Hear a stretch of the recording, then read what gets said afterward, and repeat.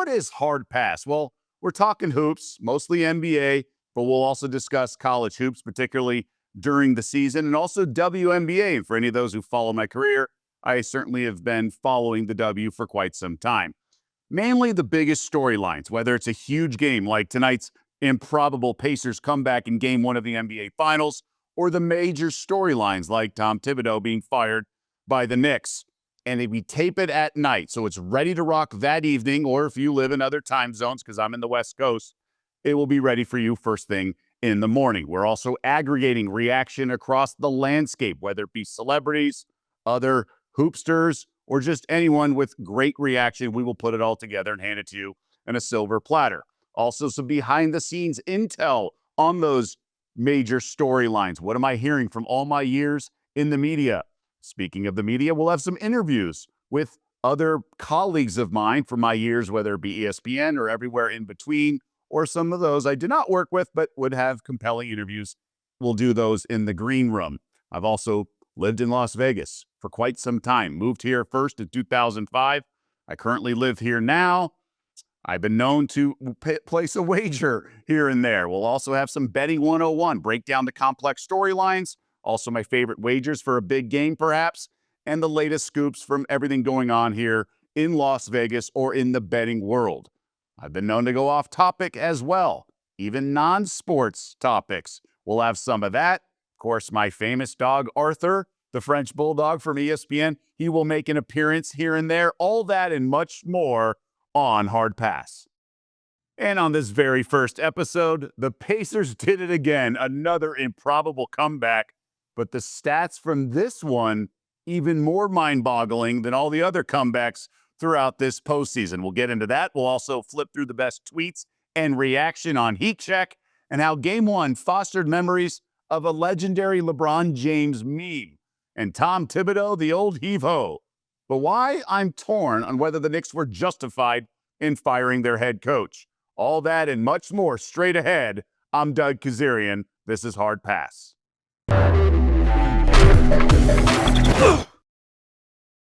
And we obviously get going with Game 1 of the NBA Finals. And honestly, I just don't know how the Indiana Pacers keep doing this. I'm truly at a loss for words, and many friends from over the years will wonder if that's ever happened. But I really don't get it. The entire postseason has been nuts, right? The Denver Nuggets did it to the Thunder in round 2. The Knicks comebacks against the Celtics.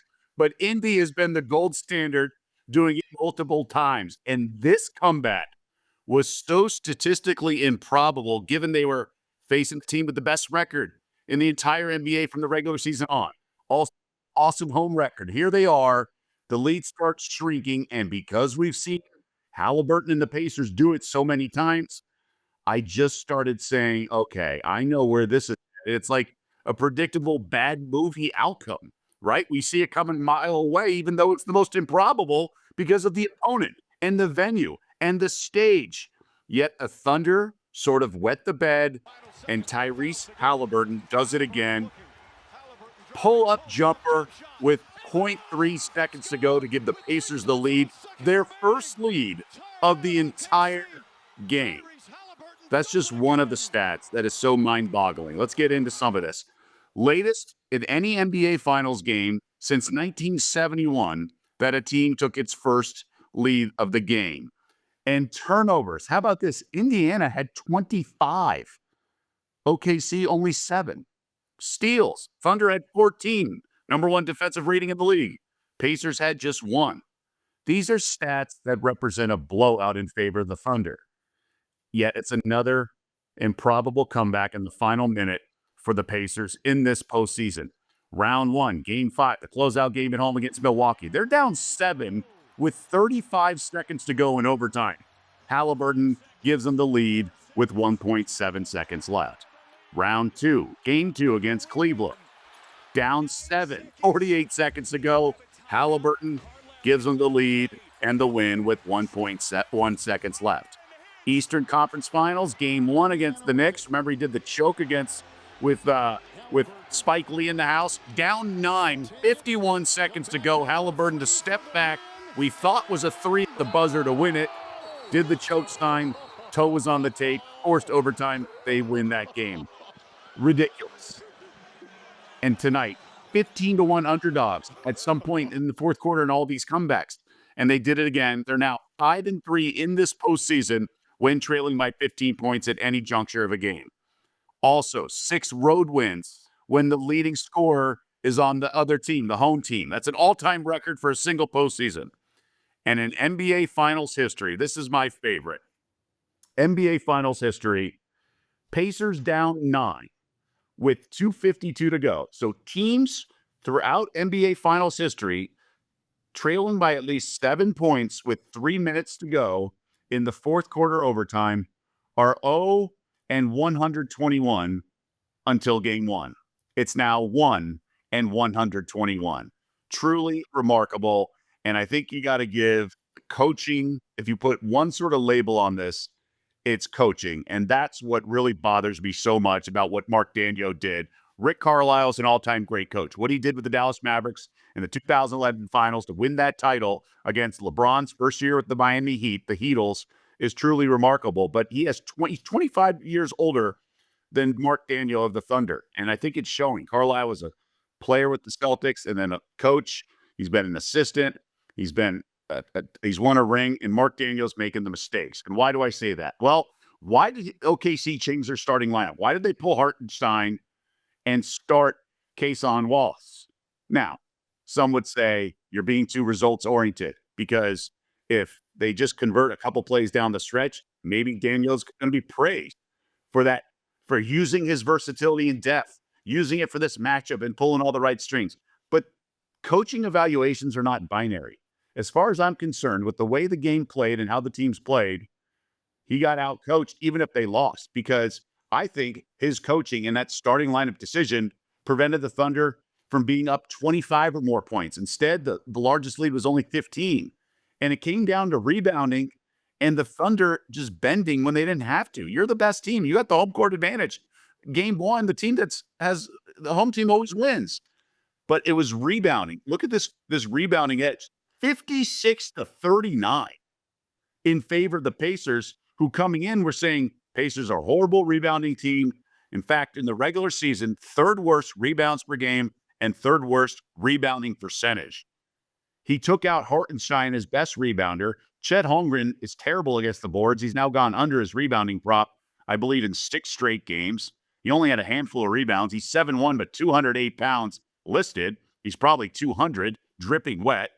And the Pacers had 13 offensive rebounds, the most of any game in these playoffs. Again, a couple rebounds here and there. Hartenstein still had a bunch of rebounds coming off the bench. Why are you helping the Pacers? It was silly. It was foolish. And the fact that they gave up the most offensive rebounds at all their playoff games, I believe total 17, is case in point. And Cason Wallace, 33 minutes, tied for the most he's been in this playoffs. He was the one guarding Haliburton. Now, he's a good defender. Haliburton could have scored at the end against Lou Dort, but he didn't. That's the thing. And why are you bending to the underdog? You should make them adjust to you. It's a leverage standpoint. Let me know your thoughts. Should Mark Daigneault go back to Hartenstein in the starting lineup? Was he to blame for this loss? Is it coaching, or is it simple just players make the plays, crazy stuff happens, Pacers did it again, and it's too easy? It's a low-hanging fruit to blame Mark Daigneault. Let us know your thoughts in the comment section. I'm curious. Or another question regarding this Game 1 result. But I'm blaming the head coach. He cost him that win in Game 1 against the Nuggets by fouling up 3 with like 10 seconds to go instead of like 4 seconds. I know Holmgren missed both free throws, but his overcoaching has already cost his team in these playoffs. They got away with it because they went 7 games in round 2 against Denver and Aaron Gordon injury. Can they get away with it against these Pacers? Rick Carlisle is an elite coach, 25 years older, 25 more years of basketball, and he's been around a long time. Mark Daigneault's a good coach, former coach of the year, not this past year, but the year before. But the coaching edge certainly goes to Carlisle. Let me know your thoughts in the comments section. Time now, though, for a heat check. And this is one of my favorite things. And we sort of canvass social media to check out the best reaction. And fittingly, I'm going to start with Rob Perez, also known as Worldwide Wob. And this is, again, aggregating from athletes or noteworthy reactions. And look at this image. Who could forget this one from Happy Gilmore, Bucks, Cavs, and Knicks watching OKC have to deal with the fourth quarter Pacers. And then people who died in the movie Happy Gilmore, well, maybe Abe Lincoln didn't, but the crocodile did, and then Chubbs as well. What a good reference. Along the same lines, Yahoo Sports writer Dan Devine, The Ballad of Buster Scruggs, which is a famous movie or a well-known movie, actor James Franco with a noose around his neck. This is a popular meme about a ridiculous occurrence in a normal world, but a certain community knows this outcome all too well. Hence, the basketball world knows all about the Pacers and their improbable comebacks in this postseason. So great usage there by Yahoo Sports reporter Dan Devine. Bleacher Report giving props to this fan. How about this guy on Twitter or X at Buck4Life, who predicted the exact final score and Haliburton hitting the game winner. Look at the timestamp on this one. Well done, sir. You can get good odds on some of these sports books with the exact final score. What's your favorite tweet? Let us know in the comments section following game one. Love to hear it. You can link to your favorite tweet or social media reaction. I think these guys are great. And this has been quickly becoming one of my favorite X accounts. Art, but make it sports. Now, they take great sports images and find artwork throughout the years that resembles it. Usually it's players celebrating, but this is the game one win probability graph. Look at the bottom of that solid horizontal line. That's all Thunder, except the very end when it was Pacers 100%. Again, took their first lead with 0.3 seconds to go, untitled in 1953 by Clifford Still. What a hilarious tweet with that image sort of resembling the win probability graph. I also saw someone commenting on X saying the line graph should be Tyrese Haliburton's signature. And another guy said it should be on the side of his shoe. Wouldn't that be something, especially if Indiana wins it all?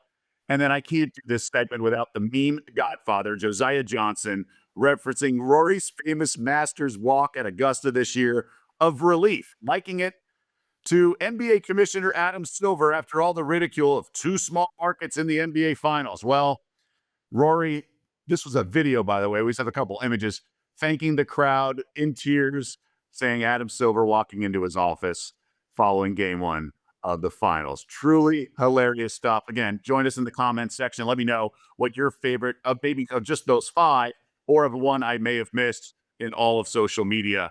But wow, what an opener in these NBA finals. And we actually had 5 off days between the last conference finals game, which was Saturday, to this Thursday for game one. And I'll call it a news pump instead of a news dump. And that's because there were all these negative storylines. No one cares about these two teams, small markets.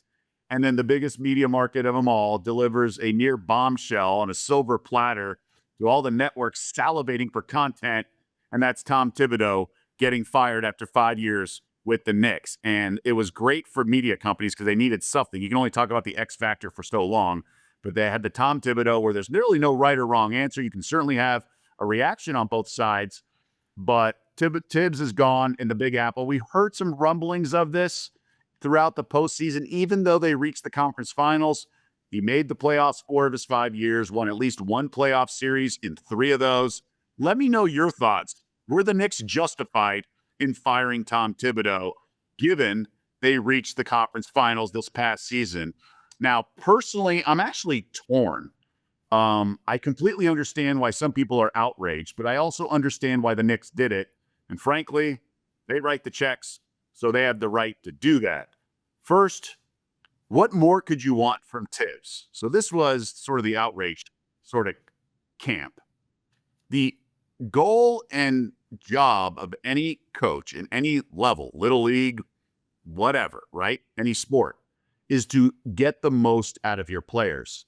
And given the roster, I think Tibbs did that. And frankly, he did it in Chicago too. He played the best hand possible with the cards he was dealt.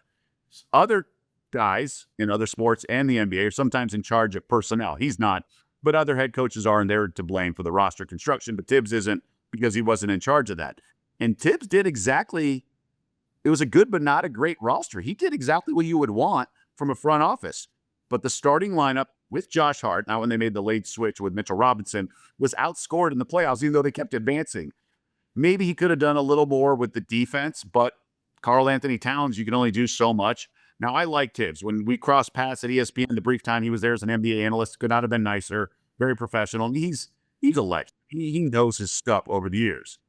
I will give some pushback to the what everyone's saying is he reached the first conference finals in this franchise's history in 25 years. It's a giant asterisk, right? They trailed the Celtics by 20 points multiple times in game, 1 and 2. Kind of fluky that they advanced, especially with the injury to Tatum. Although that game that he was injured, the Knicks had a comfortable lead, I believe 9 points. But this was a team that was not an elite team against the three best teams in the league, 60-plus wins, Thunder, Cavs, and Celtics. In the regular season, they were 0-10 combined record. They were not on their level. Now, again, you could blame the roster construction, and I sort of do, but at some point, you need to make chicken salad out of chicken you-know-what. And I do think the team should have done better. He didn't develop the bench. He went to the bench late in the playoffs, but even after all that, I still think it's unfair, but it can still be justified. Those two things are mutually exclusive. Why do I say that? Well, Tibbs knows the profession. He knows you get fired unjustly. Frankly, there's been a run of recent Coach of the Year winners in the NBA but getting fired. He's still going to get paid $30 million. He got a contract extension last summer, and even less than 12 months later in the calendar year, he's going to get fired. Now, he's going to get paid out. He's the sixth highest paid coach. The Knicks have that luxury. It is unfair, and it's too bad because he's a Connecticut native. He'd be a god if he won a title with the Knicks, but it's just not incremental. Yes, they got over the hump to the conference final for the first time in 25 years, but there's no guarantee they're going to go another step the next season because the Celtics could be there. The Cavs could get over the hump. Who knows? The Pacers could be a juggernaut in the East. You just can't make it incremental and think it's really a reflection of a team getting better. Their defense was not good. And as much as highly as I regard Tibbs' coaching acumen, I do think there's a ceiling there, whether it be offensively and whatnot with this roster. I would have liked the Knicks to make a move and get like a journeyman like Thomas Bryant instead of trading Randall and Dante DiVincenzo for Towns because Towns is so limited defensively. But, they lost Hartenstein last year. They had to do something.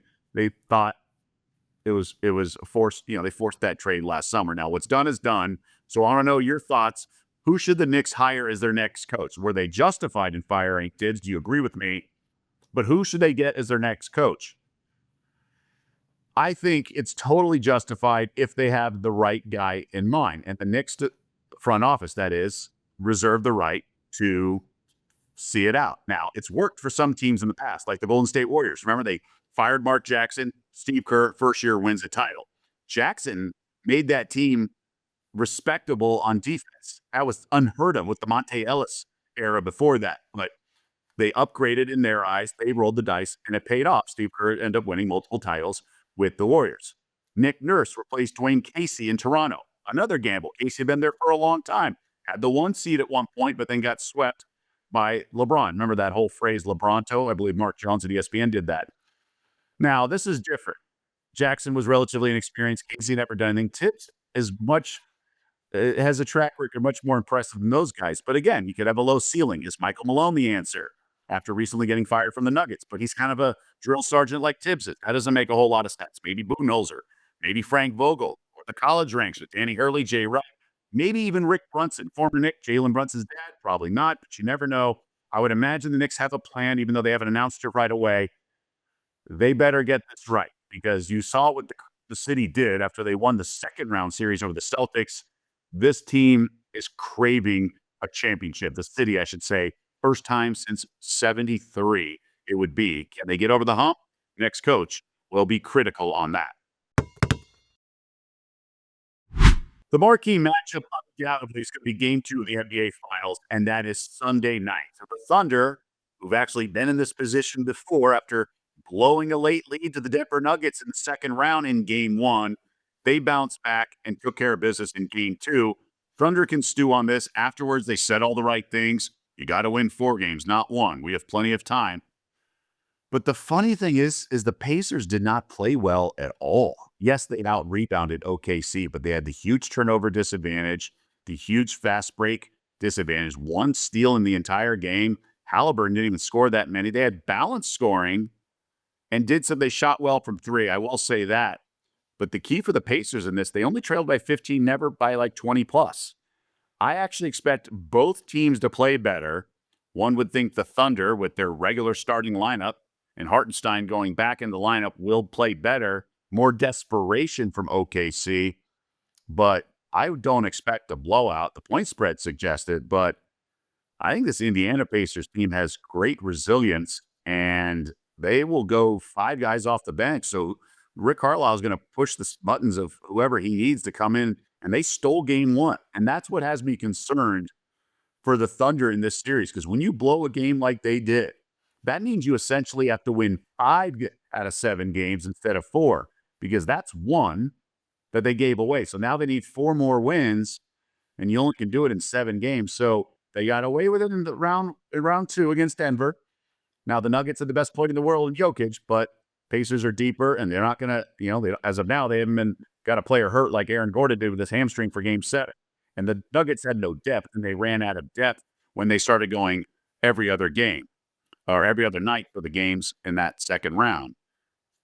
That's not going to hurt the Pacers. The games are more spread out, but they have depth. So I worry a little bit about the rest of the series for the Thunder, but I do think they get the game 2 win. I think they are better. And Shai Gilgeous-Alexander was fantastic, but he had 30 shot attempts. That was a lot. And Nebhard and others made him work a little bit. But I do think OKC's the better team, but I also thought that going into game 1, the coaching edge undoubtedly is in favor of Indiana. Let's see if the personnel can be the kind of offset that coaching disadvantage, because the personnel, in my eyes, favors the Thunder. A little betting 101 for you, and this is where we delve into sports betting. But my hope here is to break down maybe a complex sports topic, or maybe discuss what I think is a good wager for the next big game. And we'll be discussing game 2 of the NBA Finals on Sunday night. The betting result for game 1, OKC got as high as a 10-point favorite, and they were up by double digits in the fourth quarter. So you're an underdog. You don't think you're going to win the game. You're just trying to cover. Sure enough, that's what happened. They won outright. And the Thunder, and this is where I want to explain some stuff, they were over a 7-1 favorite in the series to win it all before game 1. So what does that mean? Minus 700. You have to risk 700 to win $100. 1-7 favorite. Now, OKC is just a little over 3-1 or 1-3 favorites, minus 330. So 3.3-1, or risking 330-1. That's because the Pacers have a 1-0 series lead. That was not the case. Let me know in the comments section. Do you think the Pacers or the Thunder are going to win the series? The odds makers still think OKC, but Indiana now technically has home court advantage, and they haven't even played well. And I think they're making some converting some doubters into believers here.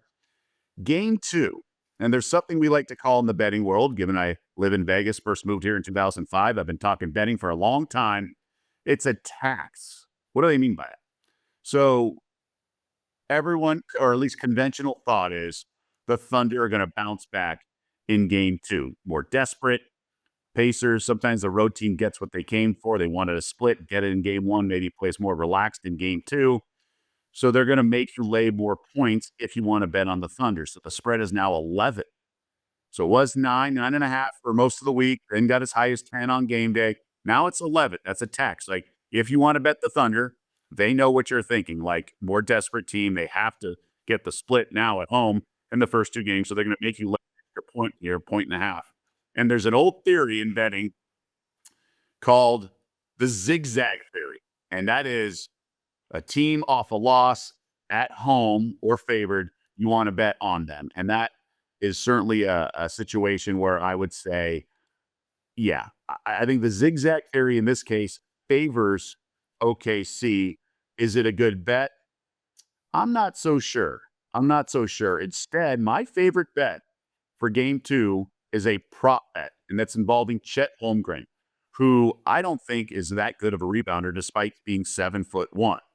He was favored to be the leading rebounder of the entire series. Only got a handful of rebounds in game 1, played 20-something minutes. Mark Daniel, his coach, went with more small ball. Hartenstein came off the bench, didn't even start.